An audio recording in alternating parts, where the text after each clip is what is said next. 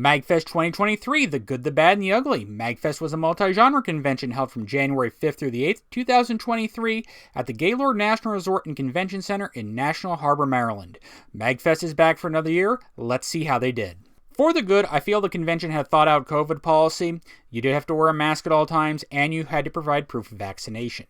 The staff, however, were playing 6D chess. Let me show you why. This was the wristband you had to wear to show proof of vaccination. As you can see, it is well worn.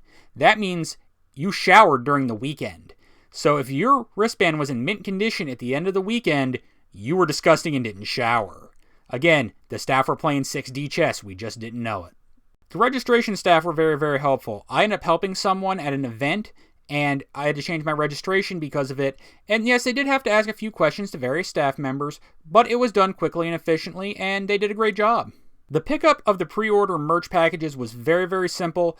I absolutely recommend doing the pre-order merch packages. It made my life so much simple. I didn't have to wait in line at the merch booth. And you know what? I loved this year's packages. The swag was great. The Pinball Arcade, I thought, did another good job this year. They had a great selection of pinball machines, including a lot of odd ones you don't see everywhere. Older ones, newer ones. Ones that stood out in my mind were the Congo machine. That was great. And the Independence Day machine was also really, really good. Yes, the machines did suffer throughout the weekend. A lot of heavy use. But the staff seemed to do their best they could to keep them online. I thought dealers stood out this year. Dealers seemed to vastly improve compared to the last few years. And there was just a lot of action in there. There was a lot of stuff to buy. It was a really interesting time wandering through and seeing what was available. I love visiting the Danny DeVito Shrine every year. It is really stupid, I know that, but it's fun seeing what people do, what kind of creativity occurs, what they just bring to put there. Yeah, a lot of it's garbage, but it's really fun to see. I want to give some credit to the Gaylord. The new Potomac District Cafe and Market is actually really, really good.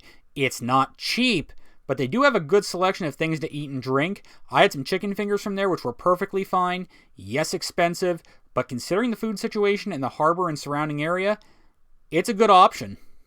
I have a newfound appreciation for the Indie Video Game Showcase. Seeing the work the creators do to promote their product, what they've created, is impressive.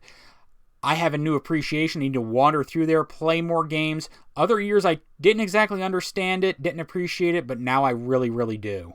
The group I was with really liked the in-hotel TV broadcast showing the events from MAGFest. It was very, very useful. It allowed you to get some stuff done up in the room or take a break and still see major main events occurring. Great job on that. For the bad, nothing was downright terrible this year. Good job, MAGFest. For the ugly, what should have been better? There's going to be a lot of talk here about the Gaylord. They dropped the ball in a lot of areas this year, and I think we need to talk about it. First, contacting the Gaylord is an adventure. If you can get somebody on the phone there, good luck. We tried numerous times, backdoor numbers. We need to call them about a hotel room thing, and literally it's almost impossible to get someone that knows what's going on. The hotel and MAGFest need to work together to transfer the block over faster. It kind of was a problem this year because it seems like neither side could talk to each other until the block was transferred over, and that needs to be smoothed out. We had a problem with check-in because the Gaylord and the Marriott systems decided not to communicate with each other. Our primary person checked in, had their credit card on their account, used the app, everything was good. We get there, none of it showed up. Literally, the guy who showed up first from our group had to pay almost the whole room. Yes, they did fix it later, but there is a problem with check-in between the Gaylord and the Marriott that needs to be sorted out. The Gaylord, when they have major events, needs to figure out a solution for cell phone coverage because basically data plans were dead, at least if you had Verizon. It was kind of weird in 2023 to not have access to data, and it was switching between 4G and 5G all the time. The Gaylord really needs to work with the major providers and sort out their cell phone coverage. The retro game selection in the main arcade was a bit of an issue this year, and I'm not even talking that old of retro, I'm talking machines from the 90s and 2000s. I felt the selection was missing a lot of key machines, and I know there was another room that had retro games, but those machines were also in questionable condition. I'm wondering if it's time for MAGFest to start looking into contractors to bring in some retro games for the main arcade, just to keep up the selection. Yes, they do good work with the Japanese machines. They have a whole area dedicated to that, but I fear that your retro game selection in the main arcade has started to suffer in the last year especially. As a panelist, MAGFest has some of the most inconsistent paneling I've ever seen at a convention. The issue is you have some people that are really, really good at their topic, but can't really translate that into a functional PowerPoint to help them. You get some group discussions that really need a PowerPoint to help the topic flow. I had a unique thing this year where I actually had to report a panel because the topic they were covering was not what the description was. That's the first time I've ever had to do anything like that, and it surprised me because I'm just like, okay, you're having some fun, but this is not what this panel was supposed to be. I'd really like to see some improvement among the panels at MAGFest. National Harbor is really failing convention attendees in terms of restaurant options. They're either too expensive or just plain suck.